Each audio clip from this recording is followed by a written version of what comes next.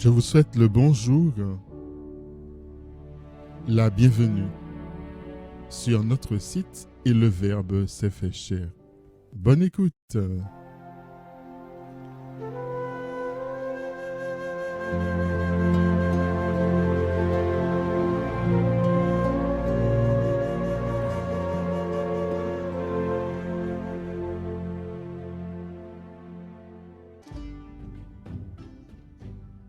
Évangile de Jésus-Christ selon saint Luc. En ce temps-là, entré dans la ville de Jéricho, Jésus la traversait. Or, il y avait un homme du nom de Zachée. Il était le chef des collecteurs d'impôts et c'était quelqu'un de riche. Il cherchait à voir qui était Jésus, mais il ne le pouvait pas à cause de la foule, car il était de petite taille. Il courut donc en avant et grimpa sur un sycomore pour voir Jésus qui allait passer par là.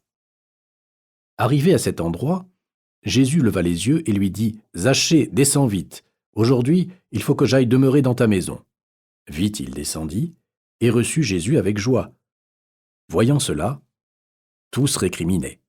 Il est allé loger chez un homme qui est un pécheur. Zachée, debout, s'adressa au Seigneur. « Voici, Seigneur, je fais don aux pauvres de la moitié de mes biens, et si j'ai fait du tort à quelqu'un, je vais lui rendre 4 fois plus. » Alors Jésus dit à son sujet, « Aujourd'hui le salut est arrivé pour cette maison, car lui aussi est un fils d'Abraham. En effet, le Fils de l'homme est venu chercher et sauver ce qui était perdu. »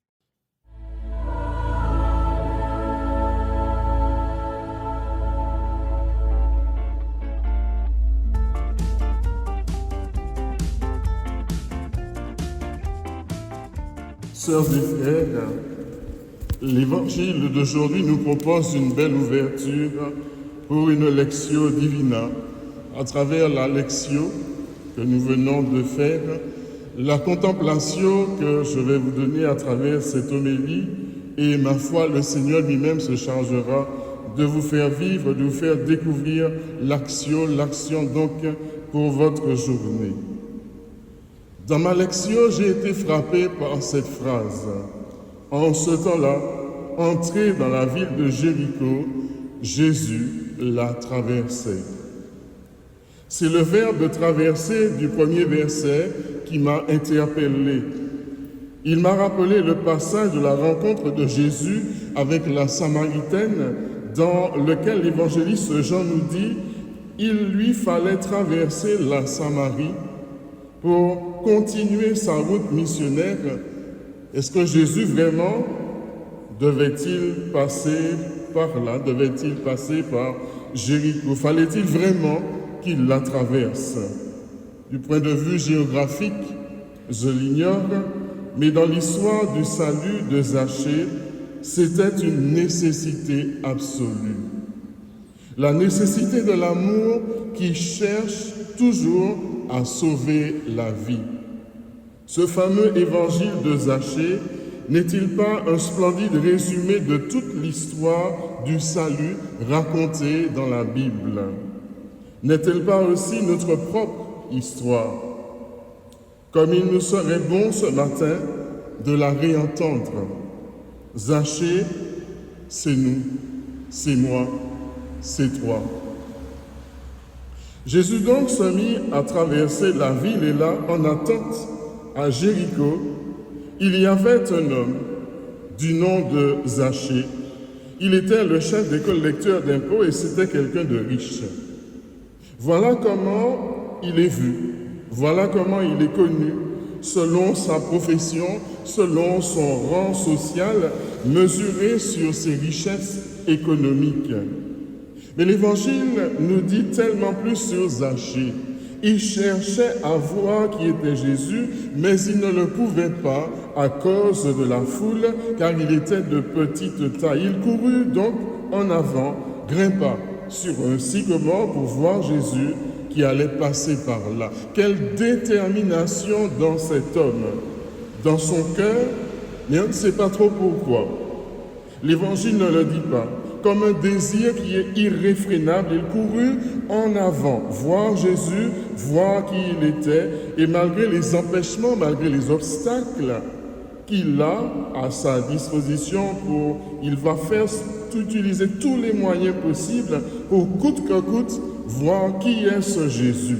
Il court, c'est l'appel profond de son cœur, plus fort que l'humiliation de sa petitesse, qui le pousse en avant et qui lui permet de prendre le risque de grimper sur un arbre pour voir Jésus qui allait passer par là.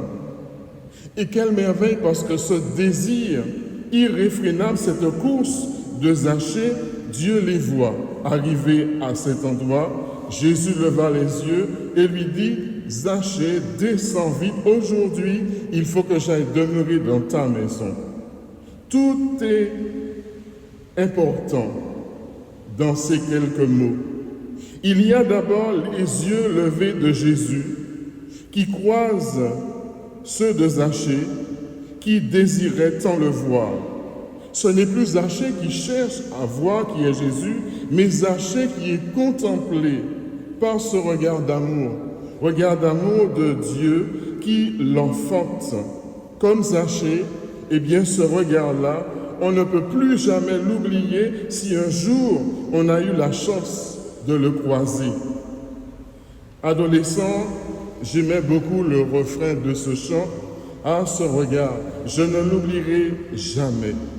Un chant qui disait l'expérience en fait de la rencontre. Et puis il y a l'émotion.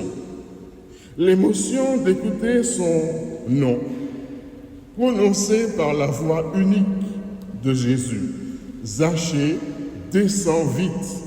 Être appelé par son nom, eh bien ça nous réjouit. Ça nous réjouit profondément au plus intime de notre intime. C'est chez toi qu'aujourd'hui je veux demeurer. Toi tel que tu es, toi celui que mon Père aime d'un amour éternel. Et Jésus semble lui aussi être pris par ce même désir irréfrénable.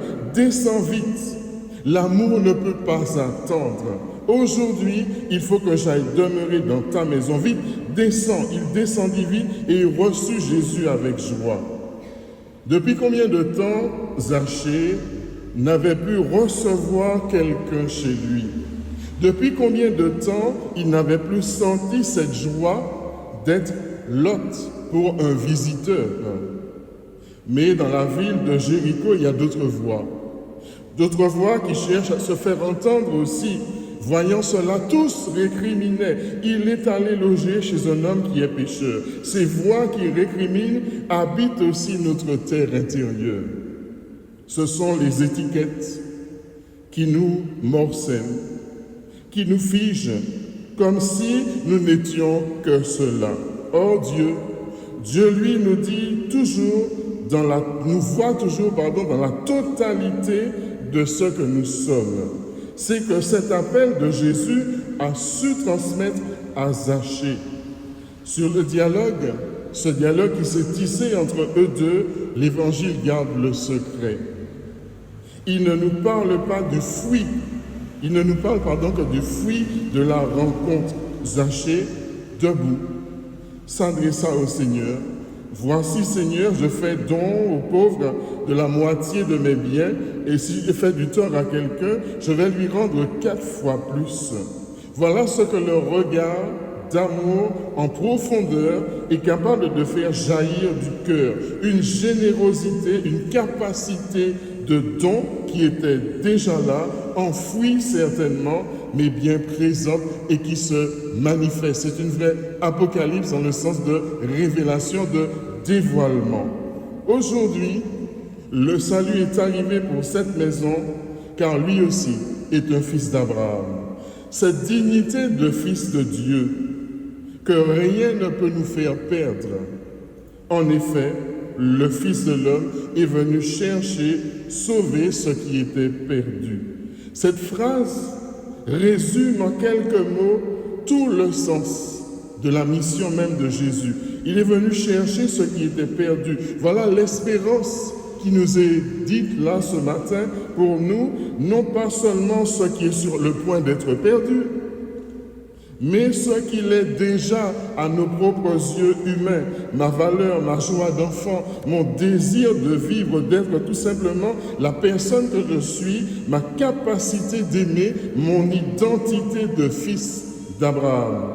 Zachée, descends vite, aujourd'hui il faut que j'aille demeurer dans ta maison. Laissons aujourd'hui le Seigneur réaliser son œuvre de salut. Un jour de plus, en nous et à travers nous. Va, toi aussi, fais de même.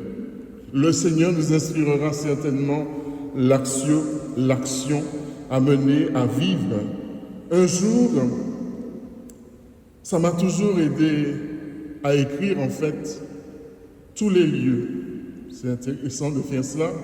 À écrire tous les lieux de ma vie où Jésus a dû passer, qu'il a fallu qu'il traverse pour me rejoindre, pour me sauver, pour sauver ce qui était perdu en moi. La liste, elle est longue, mais elle n'est pas encore finie. À vous aussi d'écrire la vôtre. Amen.